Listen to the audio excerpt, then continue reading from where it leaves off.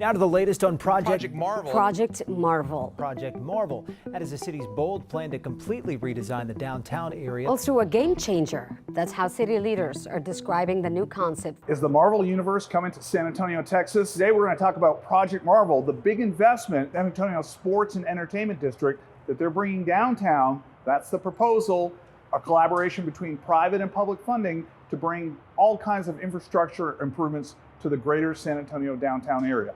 What things am I talking about? First of all, we're talking about a new Spurs arena. Also, we're talking about upgrading the Henry B. Convention Center. We're looking at turning the John Wood Courthouse into a live entertainment venue. There'll be a 1,000-bed hotel that will also have space for the UTSA College of Hospitality. So we're looking at lots of improvements. The total value dollar, hey, what's a few billion? I'm hearing numbers from $2.7 billion to maybe $4 billion. Pretty soon we're talking real money. But what are we going to get out of that as citizens of San Antonio? Well, the goal and the plan and the concept is to bring a consolidated area downtown where not only do tourists come, but we get the locals as well. And I think if you think of big mega cities, places like San Francisco with Fisherman's Wharf, if you think about Chicago with the Miracle Mile for retail, if you think about Central Park and Times Square, these cities in the past have made investments that bring activity and create an economic engine.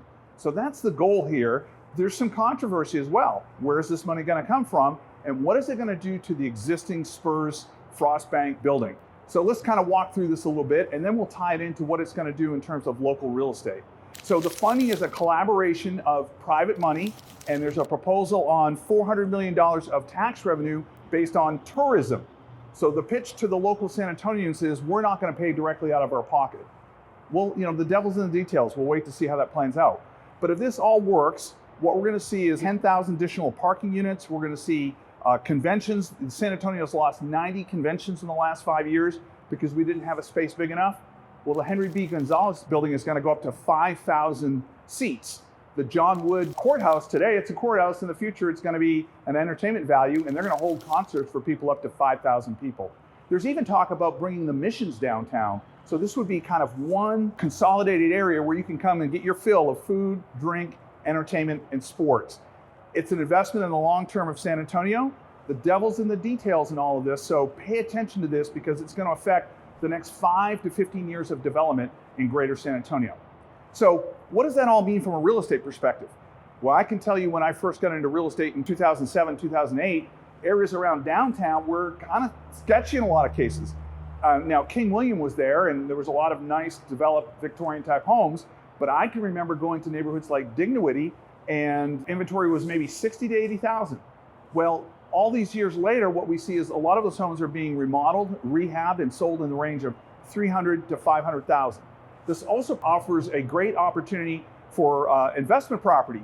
Maybe you want to buy and hold a long-term rental property. Well, if these projects come online, those rents are going to go up. And for the Airbnb crowd, if there's a lot of activity, if there's more concerts, if there's more conventions, there's more opportunity to have Airbnb properties. So from a real estate perspective, if this project comes through, Project Marvel, and we do the San Antonio Entertainment and Sports District, it's going to be a home run.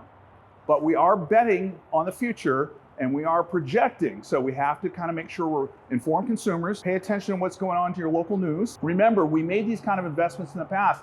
In 1968, we got the Space Needle here, the hemisphere, right? And that was something that's attracted people for 50, 60 years later.